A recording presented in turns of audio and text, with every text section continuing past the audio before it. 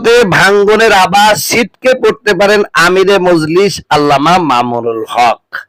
প্রিয় ভাইরা, মামুনুল হককে বাদ দিয়ে যে হেফাজত তৈরি হবে, ওটা হেফাজত হবে না, ওটা একটা বিশেষ গোষ্ঠী হবে।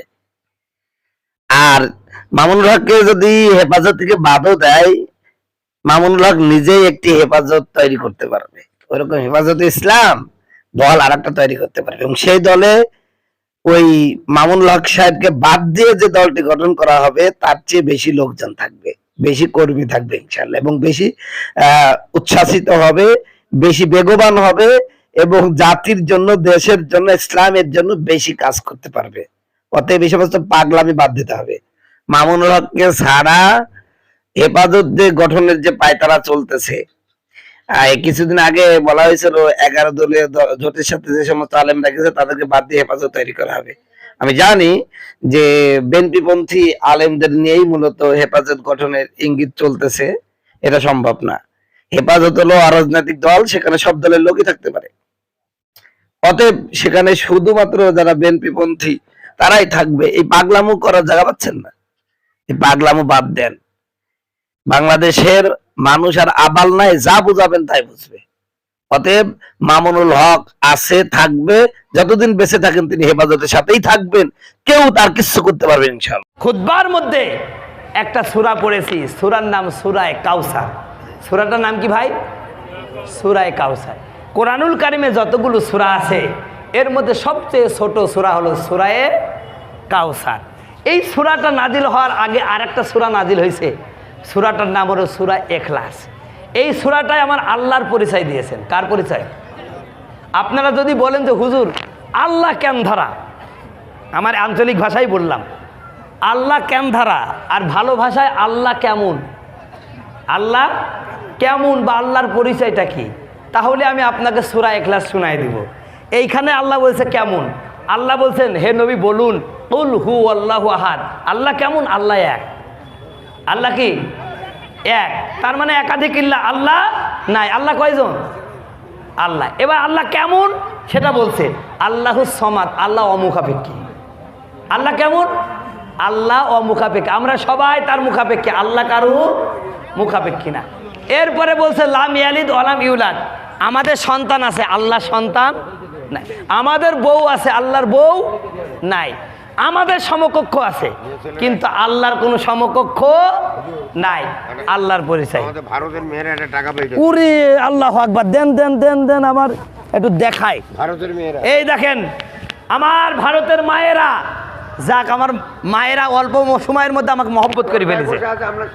কথা বুঝতে পারছেন? আমার সামনে আমার মায়েরা দেখছেন অল্প সময়ের মধ্যে আমাকে ভালোবেসে ফেলেছে। আমার মা, আমার বোন আমারে ভালোবেসে কোরআনের মাহফিলে কোরআনকে ভালোবেসে আমাকে ভালোবেসে, আমাকে তো না, আমার মধ্যে কোরআন আছে তাই আমাকে ভালোবাসে। কথা বলুন ঠিক কিনা? আচ্ছা, এখানে যারা বসে আছে বয়সে অনেক বড়, যেই হুজুরের রুমে ছিলাম ওই হুজুর আমার দাদার বয়সী। কথা বুঝতে পারছেন? তারপরে ওই হুজুর আমাকে আপনি আপনি করছেন, আমাকে করছেন, আমার মধ্যে কোরআন আছে সেই কোরআনকে। কথা বলুন ঠিক কিনা? তো ভাই আমার মায়েরা এই দেখেন এক বোঝা টাকা দিছে। কয় বোঝা? এক বোঝা। দেখছেন, এক বোঝা টাকা দিয়েছেন, আলহামদুলিল্লাহ। আয় আল্লাহ, গভীর রজনীতি আমার মা বোনেরা তাদের কষ্টার্জিত টাকা, ডিম বাছা টাকা, হাঁস বেচা টাকা, আয় আল্লাহ পাট বাছা টাকা বড় কষ্ট করে স্বামীর থেকে বলে নিয়ে এসে টাকা দিয়েছে। আয় আল্লাহ তাআলা, আমার মা বোনেরা এই গভীর রজনীতে তাহাজ্জুদের সময় কে কি উদ্দেশ্য নিয়ে এই টাকাগুলো দান করলো আমি জানি না, তুমি জানো। আয় আল্লাহ, আমার মা বোনদের প্রত্যেকের নেক মাকাসেদ পুরা করে দাও, জোরে বলো আমিন। আয় আল্লাহ, যেই সমস্ত মা বোনের স্বামী অবাধ্য তাদের বাধ্য করে দাও, যে সমস্ত মায়েদের সন্তান হয় না নিঃসন্তান সন্তান দাও, আর যে বোনদের বিয়ে হয় না সৎ পাত্রস্থ আর ভালো বরের ব্যবস্থা করে দাও, জোরে বলুন আমিন। দোয়া ঠিক আছে তো ভাই? আল্লাহ কবুল করে নাও, জোরে বলেন আমিন। প্রিয় ভাইরা আমার, যে কথা বলছিলাম, এই সূরা ইখলাসে আল্লাহর পরিচয় দিল। আমার নবী তখন আমার আল্লাহকে বললো, আল্লাহ তোমার নামে সূরা দিলা, তোমার পরিচয়ে সূরা দিলা, তা আমার পরিচয় কো? জোরে বলেন সুবহানাল্লাহ। তখন আমার আল্লাহ রাব্বুল আলামিন বলেন, হে নবী, যেখানে আমার নাম সেখানে আপনার নাম, আমার নামে সূরা দিয়েছি সূরা ইখলাস, আপনার নামে একটা সূরা দেব। আল্লাহ নবী বললেন সেই সূরাটা কো? তখন আমার নবীকে আল্লাহ পাক বললেন, হে নবী সেই সূরাটার নাম হলো সূরা কাউসার। আমার নবীরও 99টা নাম আছে, তার মধ্যে একটা নাম কি? নবী হলো কাউসার। নবী কি? কাউসার। তা আল্লাহ পাক নবীকে বললেন, হে নবী ইন্না আতাইনা কাল কাউসার, নবী গো আমি আপনাকে কাউসার দিয়েছি। কাউসারটা কি? কিয়ামতের ময়দানে এই সূর্যটা মাথার আধা হাত উপরে আসবে। ভাই এখন প্রায় শীতের সময়, তারপরও সূর্য যেরকম ঝাড় দিচ্ছে এই জায়গায় আমি ঘাই মিশে আস, কথা বলছে না। এখন শীতকাল না, ধরতে গেলে শীতের মাস চলছে, তারপরেও ঘাইমি শেষ। আমি এখানে এশার নামাজ পড়তে এসে আমার মাথা ঘুরে গেছে, কথা বুঝতে পারছেন? এত গরম। তাহলে এখন সূর্য কিন্তু নেই, সূর্য আছে এখন নেই, তারপরে এত গরম। এই সূর্যটা যখন মাথার আধা হাত উপরে চলে আসবে কিরম গরম হবে ভাই। ওই দিন হাউজের কাউসারের পানিটা দুধের চেয়েও সাদা, মধুর চেয়েও মিষ্টি, আর বরফের চেয়েও ঠান্ডা। আমার নবী নিজ হাতে 1 গিলাস করে খাওয়া দিবে, জোরে বলেন সুবহানাল্লাহ। ওই 1 গিলাস পানি পান করার সাথে সাথে আর জান্নাতে ঢুকার আগ পর্যন্ত পানি খাওয়া লাগবে না, জোরে বলেন সুবহানাল্লাহ। এই হলো কাউসার। এই কাউসার আমার আল্লাহ নবীকে দিল। আমার আল্লাহ তখন আল্লাহর নবী তখন আমার আল্লাহকে প্রশ্ন করলো, আল্লাহ গো তুমি যে কাউসার দিলা তা আমার ঠিক কিছু নিবা না? জোরে বলেন সুবহানাল্লাহ। প্রশ্নটা বুঝতে পারিছেন?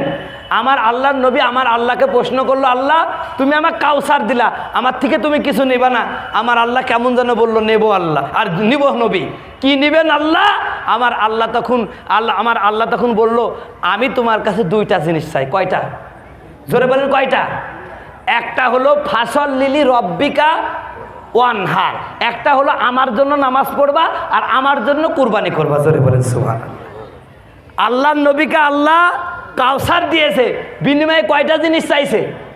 কত কয় না কয়টা জিনিস? 2টা। 1 নাম্বার কি? আল্লাহর জন্য নামাজ, খালি নামাজ না, কার জন্য? তার মানে এই বাংলাদেশে, এই ভারতে, এই পৃথিবীতে আল্লাহ ছাড়াও নামাজ হয়, কথা কয় না, বুঝেন নাই মনে হয়। আচ্ছা যদি অন্যের জন্য নামাজ নাই হবে, আল্লাহ ছাড়া যদি নামাজ নাই হবে, তা আল্লাহ বললো কি জানে, ফাসল লিলি রব্বিকা, তোমার রবের জন্য নামাজ পড়ো। তার মানে অন্যের জন্য নামাজ হয়। একটা উদাহরণ দিই, কষ্ট হবে? আচ্ছা উদাহরণটা ভালো করে বুঝেন কিন্তু, না হলে বুঝতে পারবেন না। মনে করেন আপনি জীবনে নামাজ পড়েন না, এখন আপনার মেয়েটা বিয়ে দিয়েছেন, আপনার ওই বিয়ায় 5 ওয়াক্ত নামাজ পড়ে। আপনি কিন্তু কোনোদিন নামাজ পড়েন না, আপনার ওই বিয়ায় নামাজ পড়ে। এখন মেয়ের শ্বশুর আপনার বাড়িতে আসছে, জোহরের আজান হয়ে গেল, এখন ওই বিয়ায় বললো, ও বিয়াই চলেন নামাজ পড়ে আসি, কথা বুঝতে পারছেন? কোন বিয়াই? ওই নামাজি বিয়াইটা। হ্যাঁ, মেয়ের শ্বশুর নামাজি বিয়াই আর আপনি বেনামাজি। এখন ওই শ্বশুর বললো, বিয়াই চলো 2 ভাই যাই মসজিদে নামাজ পড়ে আসে। এখন আপনি কিন্তু একটু নামাজ পড়তে যাবেন, কারণ এখন নামাজ না পড়তে গেলে আপনার মেয়েকে ওই শ্বশুর বলবে, কি গো তোমার বাপ কি গো এরকম লোক। এখন আপনি কি করছেন? আপনার বউকে বলছে, দাও গো পাঞ্জাবিটা দাও, টুপিটা দাও, নামাজটা পড়ে আসি। এই যে আপনি আপনার বিয়ের কথা শুনি যে নামাজটা পড়তে চলে গেলেন, এই নামাজটা কি আল্লাহর জন্য হলো নাকি বিয়ের জন্য? কথা কচ্ছে না কে? কার জন্য? আল্লাহ বলছেন এই বিয়ের নামাজ পড়লে হবে না নে, কথা বুঝতে চাইছেন? আর একটা উদাহরণ দিই, আপনাদের ভারতে হয় কিনা জানি না, আমার বাংলাদেশে কিছু লোক আছে সারা বছর নামাজ পড়ে না, কিন্তু যেই ভোটে দাঁড়ায় ও হুজুর হয়ে যায়, কথা কচ্ছে না। আমি মাঝে মাঝে বলি, ভোটের চাই যেমন চিনি থাকে না, ভোটের নামাজও অজু থাকে না, কথা বলছে না কেন? অজু থাক আর না থাক সমানে নামাজ পড়ে যায়। তা আমাদের বাংলাদেশে এরকম হয় যে ভোট যখন আসে, যেহেতু আমাদের বাংলাদেশে মুসলিম সংখ্যাগরিষ্ঠ, মুসলমানদের ভোট লাগবে, আর মুসলমানরা কোথায় পাওয়া যাবে? মসজিদে পাওয়া যাবে। এই জন্য আমার দেশের নেতারা আগে ভাগে যা হোক, দেখা যায় সারা বছর ইসলামের বিরুদ্ধে কথা বলছে, হুজুরদের পিছনে বাঁশ দিয়ে দিয়েছে, কিন্তু নামাজের আগে ও হুজুর হয়ে যায়, কথা বুঝতে পারছেন? ওই ভোট নেওয়া পর্যন্ত। এই যে ভোটের আগে হুজুর, এই নেতা বেনামাজি লোক ও টুপি মাথায় দিয়ে একটা হুজুর হয়ে গেল, এইবার ভোট পাওয়া পর্যন্ত নামাজ পড়লো, ভোট যেই শেষ ওর টুপি পাঞ্জাবিও শেষ। আচ্ছা বলেন, এই যে সিজনাল যে নামাজটা পড়লো, ও কি আল্লাহর জন্য পড়লো না ভোটের জন্য পড়লো? আল্লাহ এই জন্য লাগাইছে ফাসল লিলি রব্বিকা ওয়ানহার, রবের জন্য নামাজ পড়। কুরবানিও রবের জন্য, কুরবানি অন্যের জন্য হয়। আমার দেশে 10 লাখ টাকা দিয়ে গরু কিনে, কয় লাখ? এরপরে 20 লাখও আছে, এবার 20 লাখ হলেই ধরা খাই গেছে। ওই এক লোক 20 লাখ টাকা দিয়ে গরু কিনেছে, ওরে বলছে তোর ইনকাম সোর্স পালি কোথায়? পরে যাই দেখছে ও মাল কি করেছে, প্রশ্ন বেশি খাইছে। কি বেশি? পরীক্ষার সময় যে প্রশ্ন হয় উনি ওই প্রশ্ন নিয়ে আসা করে, ও প্রশ্ন ছাত্রদের কাছে বেশি দিয়েছে 20 লাখ। ওই একটা প্রশ্ন পেয়েছে 1 লাখ টাকা করে। কয় লাখ করে? 1 লাখ। ও হচ্ছে একজন ম্যাজিস্ট্রেটের ড্রাইভার, না ডিসির ড্রাইভার। সেই ডিসির ড্রাইভার 400 কোটি টাকার মালিক। কত টাকা? কে রকম চোর দেখেছেন? তো এই চোর এইভাবে ইনকাম করছে। তো 20 লাখ টাকা দিয়ে গরু কিনে কুরবানি দিতে পারবে না বলেন? বলে ভাই আপনাদের দেশে এই কথা বলি বেলা মাইন্ড হবে না তো? আবার মানে আমার দেশের উদাহরণ দেওয়ার জন্য বললাম, কারণ এটা আপনাদের অন্য দেশ, সমস্যা নাই তো। তো যাই হোক, সমস্যা আপনার কিন্তু দেখে নেবার। তো যাই হোক, যে কথা বলছিলাম, তো এই যে একটা অবস্থা, এবার 10 লাখ টাকা দিয়ে কুরবানির পশু কিনে রাস্তায় লাল ফিতা দিয়ে বাঁধতে হয়। মানুষ দেখে কি গো গরুরা কয় দেখি কয় টাকা দিয়ে কিনছো? কয় বেশি কিনতে পারেনি হুজুর, এই 10 লাখ টাকা দিয়ে কিনেছি। এই যে রাস্তায় দাঁড় করাইয়া লাল ফিতা বান্ধা আপনার গরুর যে প্রচার করছেন কুরবানির পশুর, বলেন এইটা কি রবের জন্য হইল না মানুষকে দেখানোর জন্য হইল? এই জন্য আল্লাহ বলছে ফাসাল্লিলি রব্বিকা ওয়ানহার, রবের জন্য নামাজ পড়ো, রবের জন্য কুরবানি করো। আর রবের জন্য নামাজ পড়লেই লোককে দেখানো যাবে না, কথা বলছেন না। আর লোকে কি বললে এই জন্য নামাজ পড়া যাবে না। প্রিয় ভাইরা আমার, আল্লাহ পাককে বললেন, আল্লাহ পাকের নবীকে বললেন, ও নবী কাউসার আপনাকে দিয়েছি ঠিক আছে, এই কাউসারের জন্য আপনার কাছে 2টা জিনিস চাই, রবের জন্য নামাজ, রবের জন্য কুরবানি। আচ্ছা ওই সময় নবীকে বললো ওই কাজটা মূলত নবী করবে না আমাদের করতে হবে? কথা ভাইরা, নামাজটা আমাদের পড়তে হবে না নবীর পড়তে হবে? আমাদের। তাহলে আমাদের নামাজটাও কার জন্য হতে হবে? কথা কয় না, কথা কয় না, কার জন্য? আমাদের কুরবানিটা কার জন্য? আল্লাহ বলছে খবরদার নিয়াত যেন উল্টা পাল্টা না হয়। এজন্য আল্লাহ শিখাই দিছে, কুল ইন্না সলাতি ওয়া নুসুকি ওয়া মাহইয়া ওয়া মামাতি লিল্লাহি রাব্বিল আলামিন। বলো আমার নামাজ, আমার কুরবানি, আমার বেঁচে থাকা, আমার মরে যাওয়া সব কার জন্য? আল্লাহর জন্য। প্রিয় ভাইরা, এর আরো অনেক তাফসীর আছে, একটা বেজে গেছে, আমি আর সময় নিচ্ছি না। আগামীতে যদি আসি না, আর পারবো না ভাই, মানে আমি আর পারছি না, আমার বুক ব্যথা করছে না, বুক ব্যথা করছে, আমি আর পারবো না। আর একটা আয়াত আছে না, এই আয়াতের ব্যাখ্যাটা অনেক লম্বা, এখন শেষ করতে পারবো না নে। আপনারা দোয়া করেন, যদি আবার ভিসা পাই, আবার যদি কোনো সময় ডাক আসে, ইনশাল্লাহ আপনাদের সাথে আবার এই আয়াত সহ আবার নতুন একটা সূরা নিয়ে আপনাদের সামনে আসবো। আল্লাহ কবুল করুক, জোরে বলুন আমিন।